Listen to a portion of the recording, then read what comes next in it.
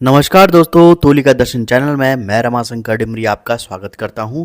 और आज हम समकालीन भारतीय चित्रकारों की श्रृंखला में देखेंगे के.एस. कुलकर्णी जी को, जिनका पूरा नाम कृष्णा सामाराव कुलकर्णी था। तो आज के अंक को शुरू करते हैं और देखते हैं कृष्णा सामाराव जी की कला यात्रा।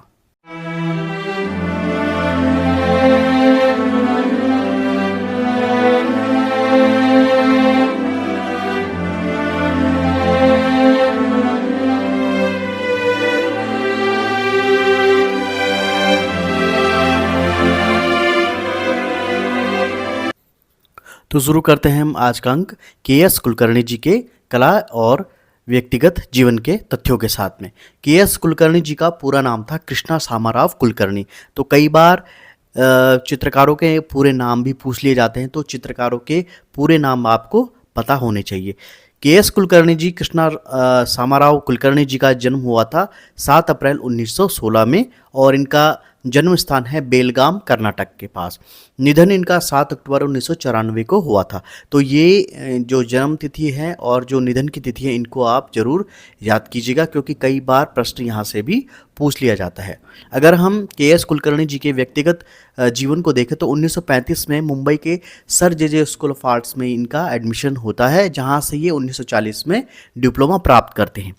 और इसके बाद 2 वर्षीय परास्नातक का कोर्स भी ये यहीं sir J school of arts Mumbai से करते हैं और अपने इस 2 वर्षीय परास्नातक कोर्स को ये 1942 में पूरा करते हैं। तो 1935 से लेकर के 1942 तक ये जो कला की शिक्षा लेते हैं, ये मुंबई के प्रतिष्ठित sir J school of arts से लेते हैं। प्रारंभ में उनको बिलबोर्ड पेंटर के रूप में ही जाना जाता था। जो ये बिलबोर्ड पेंटर होते हैं, इनको भी मैं साफ कर देता हूँ कि बिलबोर्ड पेंटर होते क्या हैं। बिलबोर्ड पेंटर उन्हें कहा जाता है जो सिनेमा के पोस्टर और होर्डिंग्स का निर्माण करते हैं। जैसे कि आपने जब एम.एफ. हुसैन की जीवनी को भी देखा होगा, तो वहाँ पर भी आपको पता चला होगा कि एम.एफ. हुसैन भी पहले बिलबोर्ड पेंटर के रूप में ही कार्य शुरू करते हैं। तो कृष्णा सामाराव कुलकर्णी जी ने भी अपने प्रारंभिक जीवन में बिलबोर्ड पेंट करने का कार्य किया था। म्यूरल पेंटिंग के डिप्लोमा होल्डर होने के नाते उन्होंने म्यूरल की ओर ज़्यादा ध्यान दिया। अब क्योंकि इन्होंने sir J school of art से म्यूरल पेंटिंग में डिप्लोमा भी प्राप्त किया था, तो इसीलिए इन्होंने म्यूरल पेंटिंग्स पर ज़्यादा फोकस किया था। 1942 में काम की तलाश में कुलकर्णी जी ने दिल्ली की एक टेक्सटाइल कंपनी में टेक्सटाइल डिजाइनर की नौकरी कर ली। अब देखिए यहाँ पर थोड़ा सा एक टर्निंग पॉइंट इनके जीवन में आता है, जब ये काम की तलाश में, क्योंकि जब ये बिलबोर्ड पेंट कर रहे होते हैं तो इनमें भी कुछ अच्छी इनकी आजीविका नहीं चल रही होती है। तो ये अपने एक मित्र के कहने पर ये 1942 में दिल्ली आते हैं और दिल्ली की एक टेक्सटाइल कंपनी में टेक्सटाइल डिजाइनर के रूप में नौकरी करते हैं। दिल्ली में ही कुलकर्णी जी का परिचय all India fine arts craft society यानी कि आईफैक्स के कलाकारों से हुआ, जहां उन्होंने अवैतनिक कार्य करना आरंभ कर दिया। अब जब ये टेक्सटाइल कंपनी में टेक्सटाइल डिजाइनर की नौकरी कर रहे थे, तो साथ ही इनका जो परिचय all India Fine Art Craft society के कलाकारों से होता है।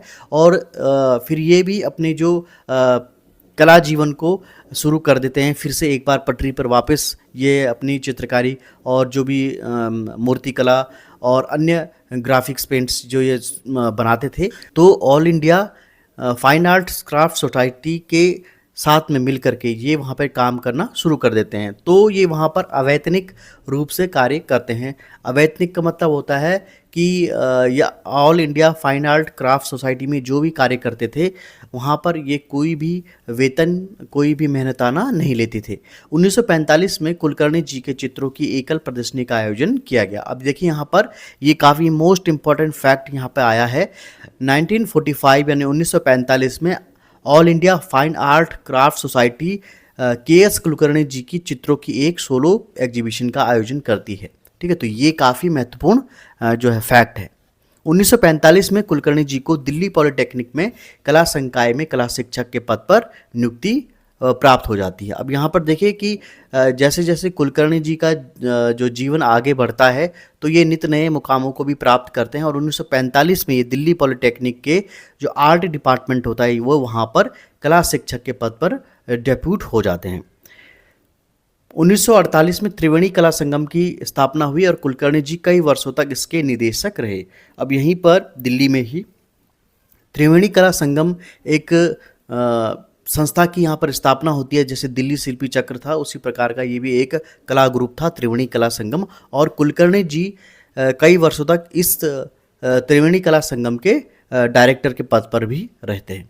1949 में कुलकर्णी जी दिल्ली शिल्पी चक्र के सदस्य बन जाते हैं। अब आपको मालूम होगा कि दिल्ली शिल्पी चक्र भी काफ़ी फेमस एक आर्ट ग्रुप था दिल्ली का।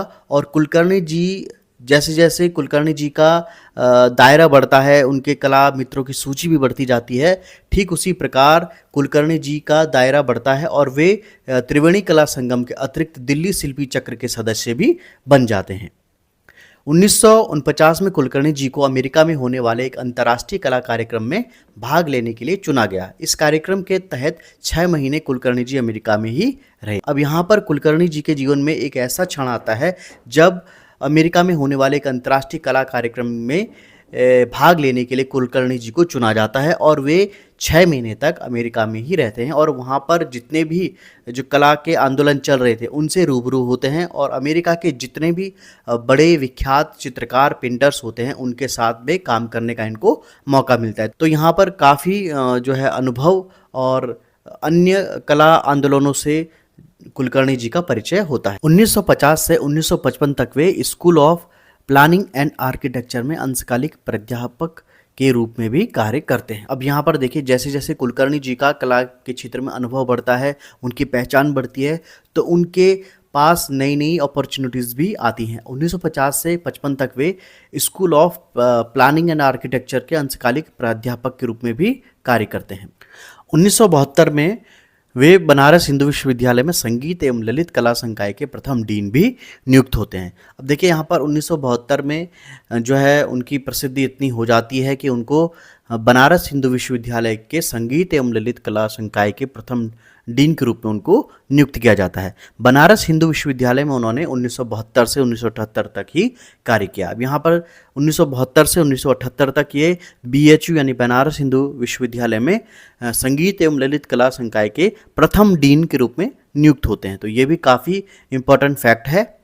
1973 से 1979 तक कुलकर्णी जी उत्तर प्रदेश ललित कला अकादमी के अध्यक्ष भी रहते हैं। ये काफ़ी मोस्ट इम्पॉर्टेंट फैक्ट है, इसको भी आप जरूर नोट कर लीजिएगा। कई बार प्रश्न ये भी पूछा जा सकता है कि उत्तर प्रदेश ललित कला अकादमी के अध्यक्ष कौन से चित्रकार रहे हैं, और कुछ चित्रकारों के नाम आपको दिए जा सकते हैं। उसमें से आपको उन्हीं चित्रकारों के नामों को छांटना होगा जो उत्तर प्रदेश ललित कला अकादमी के अध्यक्ष रहे हों। तो इस दृष्टि से भी आपको ये याद रखना चाहिए कि KS कुलकर्णी जी उत्तर प्रदेश ललित कला अकादमी के अध्यक्ष भी रहे हैं।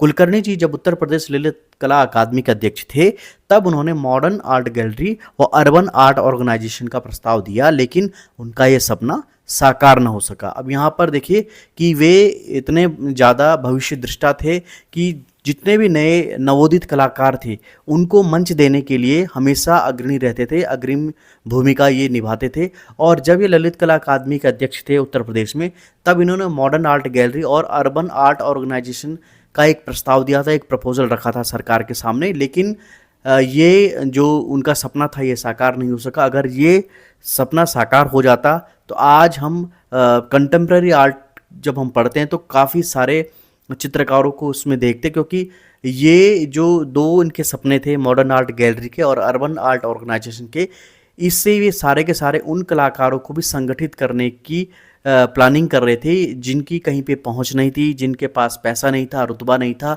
अपनी प्रदर्शनियों को लगाने के लिए, विदेशों में अपनी प्रदर्शनियों को लगाने के लिए। उन लोगों के लिए एक ऐसा प्लेटफॉर्म तैयार कर रहे थे मॉडर्न आर्ट गैलरी और अर्बन आर्ट ऑर्गेनाइजेशन के माध्यम से, लेकिन ये सपना उनका साकार नहीं हो सका। तो इसका मलाल उनको अपने ज़िंदगी भर रहा।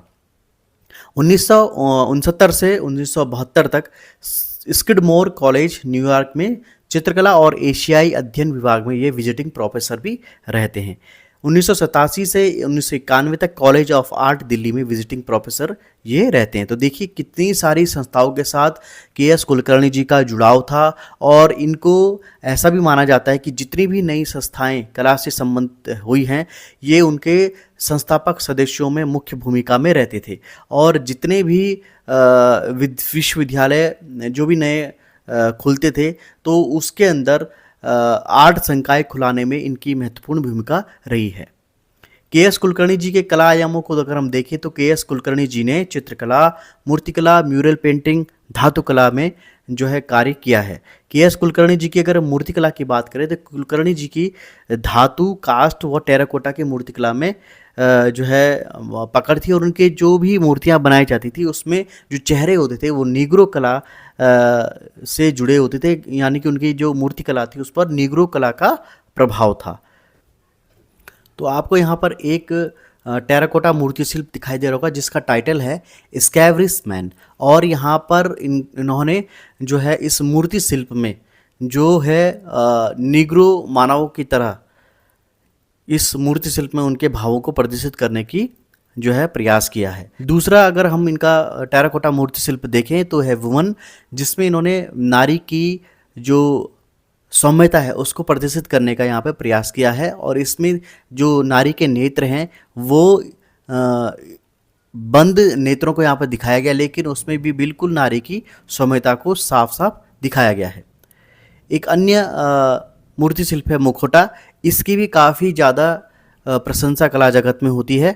इसके अलावा अनटाइटल इनका एक और मूर्ति शिल्प है, टेराकोटा मूर्ति शिल्प। अनटाइटल का मतलब होता है कि जब कोई चित्रकार या मूर्तिकार कोई जो भी कलाकृतियाँ बनाते हैं उसका वे टाइटल नहीं रखते हैं, यानी कि शीर्षक विहीन जो होती हैं ऐसी कलाकृतियाँ उनको अनटाइटल कहा जाता है। ठीक है, तो आप ये ना सोचिएगा कि अनटाइटल नाम है इस मूर्ति शिल्प का, तो अनटाइटल का मतलब होता है जिसका शीर्षक न रखा गया हो। ठीक है, तो ये आप ध्यान रखिएगा, चित्रों में भी और मूर्तियों में भी अन्य जितनी भी कलाकृतियां हैं अगर वहाँ पे अनटाइटल लिखा हुआ है तो इसका मतलब ये ना निकालिएगा कि इस जो कलाकृति है उसका नाम अनटाइटल है। अनटाइटल का मीनिंग आप समझ जाइए कि उसका चित्रकार, मूर्तिकार या वास्तुकार जो भी है उसने उसका कोई भी नाम नहीं रखा है। के.एस. कुलकर्णी जी की अगर हम चित्रकला की बात करें तो कुलकर्णी जी की चित्रकला पर पिकासो का बहुत बड़ा प्रभाव था, और वे खुद भी कहते थे कि मेरी जो चित्रकला है उस पर पिकासो का बड़ा प्रभाव मैं मानता हूँ। अब यहाँ पर देखिए उनकी जो प्रमुख पेंटिंग है जिनमें किसान, सजी धजी औरत, युगल और लड़की, जो चार पेंटिंग्स यहाँ पे पहले, दूसरे, तीसरे और चौथे नंबर पर लिखी गई है, इन पेंटिंग्स पर पिकासो का बहुत बड़ा प्रभाव था। और कोशिश मैंने की थी कि ये पेंटिंग्स आपके सामने में यहाँ पर डिस्प्ले करूँ, लेकिन कहीं पर भी मुझे ये पेंटिंग्स अवेलेबल नहीं हुई।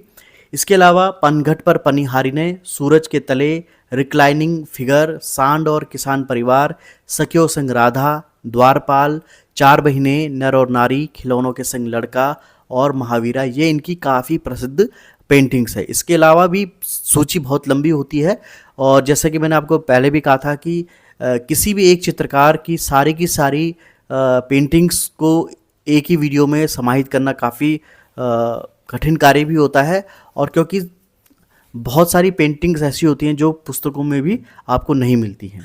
तो आप जितने भी यहाँ पर पेंटिंग्स को दिखाया गया है उनकी तो सूची बनाइएगा ही, साथ ही जो भी आपके पास पुस्तकें हैं उनमें भी जितनी भी पेंटिंग्स होगी उनको भी आप जो है नोट कर लीजिएगा, क्योंकि परीक्षा में कहीं से भी पेंटिंग्स के बारे में पूछा जा सकता है। अब बात करते हैं कुलकर्णी जी की उन फेमस पेंटिंग्स की जिनमें उनके कला के व्यक्तित्व को देखा जा सकता है। यहाँ पर आपको दिखाई दे रही होगी बॉय इन रेड हैट, तो ये पेंटिंग्स भी काफ़ी ज़्यादा प्रसिद्ध हुई थी। इसके अतिरिक्त राधा इन वृंदावन, तो आप यहाँ पर देख सकते हैं कि यहाँ पर राधा और कृष्ण को दिखाया गया है कि वे होली का त्यौहार मना रहे हैं। हालांकि ये पेंटिंग उस समय काफ़ी विवादों में आई थी, क्योंकि कुलकर्णी जी ने जब शुरुआती जो पेंटिंग्स बनाई थी उसमें उनकी कई सारी पेंटिंग्स में नारी का अंकन जो था वो निर्वस्त्र करके दिखाया गया था। हालांकि उस समय कला जगत में अनावृत जो चित्र बनाए जाते थे उनकी स्वीकारोक्ति समाज में नहीं थी, लेकिन धीरे धीरे करके कुलकर्णी जी ने भी इसमें काफ़ी योगदान दिया कि लोगों ने इन कला को समझा और लोग उस मिथ से बाहर निकले और लोगों ने इन पेंटिंग्स को भी सराहा। उनकी अन्य एक पेंटिंग है टोकरी वाली, तो आप देख सकते हैं इसमें भी जो है सफ़ेद और काले रंग का यहाँ पर प्रयोग किया गया है। बीड एंड हैमर, ये भी एक उनकी काफ़ी फेमस पेंटिंग है। इसके अतिरिक्त मिरर आप देख सकते हैं, यहाँ पर एक नारी जो है वो आईने के सामने सज संवर रही है। दूसरी पेंटिंग उनकी एक और अन्य पेंटिंग है बुल फाइट। तो यहाँ पर दो सांडों की लड़ाई को उन्होंने प्रदर्शित किया है। एक अन्य पेंटिंग है ट्यूनिंग सितार। यहाँ पर आप देख सकते हैं कि यहाँ पर एक जो संगीतज्ञ है वो अपने सितार को बजाने से पहले उसके जो भी तार होते हैं उनको कस रहा है। के.एस. कुलकर्णी जी को मिले सम्मानों की अगर हम बात करें तो 1947 में लंदन में अंतर्राष्ट्रीय प्रदर्शनी में कांस्य पदक उनको प्रदान किया गया। 1955, 1962, 1965 में ललित कला अकादमी का राष्ट्रीय पुरस्कार भी इनको प्राप्त हुआ है। 1982 में ललित कला अकादमी की ये फेलोशिप भी प्राप्त करने में सफल होते हैं। 1985 में कला में उत्कृष्ट योगदान के लिए भारत सरकार द्वारा राष्ट्रीय एमेरिटस प्रोफेसर नियुक्ति इनको किया गया। 1986 में साहित्य कला परिषद नई दिल्ली द्वारा परिषद सम्मान भी इनको प्रदान किया गया। कुलकर्णी जी के जीवन पर वर्ष 2000 में चंद्रमणि कोहली द्वारा KS. Kulkarni saintly great master नाम की एक डॉक्यूमेंट्री यानी वृत्त चित्र भी जारी किया गया था। तो आपने देखा कि के.एस. कुलकर्णी जी की कला यात्रा कहाँ से शुरू होती है और ये जीवन पर्यंत कला की साधना में लगे रहे। के.एस. कुलकर्णी जी ने अपने मृत्यु से पहले जो अपनी वसीयत में ये भी वसीयतनामा में लिखा था कि उनकी जो भी संपत्ति है उससे जितने भी नवोदित कलाकार हैं उनको कला के क्षेत्र में बढ़ने के लिए छात्रवृत्ति भी दी जाए। तो देखिए किस महान जो चित्रकार होते हैं उनकी सोच भी महान होती है और ऐसे महान चित्रकार को हम सब लोग नमन करते हैं। तो आज के एपिसोड में हमने देखा कि कैसे के.एस. कुलकर्णी जी ने अपनी कला यात्रा को आरंभ किया और किस किस मुकाम पर उनके व्यक्तित्व को सराहा गया, उनकी जो अनुभव को सराहा गया और कहाँ कहाँ पर उनको कार्य करने का उनको मौका प्रदान किया गया। और हमारे आज के अंक का प्रश्न है, राजा रवि वर्मा के सहायक के रूप में किसने काम किया था? तो आपको ये बताना होगा कि राजा रवि वर्मा जो प्रख्यात चित्रकार थे उनके सहायक के रूप में किसने काम किया था। और विकल्प हैं वी शांताराम, आर्दर्शी ईरानी, दादा साहब फाल्के, दादा भाई नेरोजी। तो आपको इस प्रश्न का जवाब कमेंट में देना होगा। पिछले अंक में हमने आपसे प्रश्न पूछा था प्रधानमंत्री जन धन योजना का लोगो किसने बनाया है और आपको विकल्प दिए गए थे उदय कुमार, अतुल एस पांडे, देवाशीष भट्टाचार्य और प्रिया शर्मा। तो प्रधानमंत्री जन धन योजना का लोगो बनाया था प्रिया शर्मा जी ने। तो विकल्प डी सही हो जाता है। और इस प्रश्न का सबसे सही जवाब दिया है साधना नेगी जी ने। धर्मेंद्र कुमार जी, मंजू कुशवाहा जी, रवि डोभाल जी, हिमांशु गुप्ता जी, उषा लखेड़ा जी, अमिता कफलवान जी और हेमा धवले जी ने। आप सभी को हार्दिक शुभकामनाएं, आपने बिल्कुल सही जवाब दिया। तो आज के अंक में हमने देखा के.एस. कुलकर्णी जी के जीवन परिचय को और उनके कला व्यक्तित्व को। आशा करता हूँ आज का अंक आपको काफ़ी जानकारी भरा लगा होगा। अगर आप हमारे साथ में नहीं जुड़े हैं तो हमारे चैनल को सब्सक्राइब करना ना भूलिएगा, क्योंकि हम इसी तरीके की कला से रिलेट करते हुए हम अपने चैनल पे वीडियो लेके आते हैं और आजकल हम LT कला से संबंधित वीडियो को पोस्ट कर रहे हैं। तो आज का अंक अगर आपको पसंद आया है तो हमारे चैनल को सब्सक्राइब कीजिएगा, वीडियो को लाइक कीजिएगा और इस वीडियो को शेयर करना ना भूलिएगा। तो मिलते हैं अगले अंक में किसी नए समकालीन चित्रकार के साथ में। तब तक के लिए दीजिए मुझे इजाज़त। नमस्कार।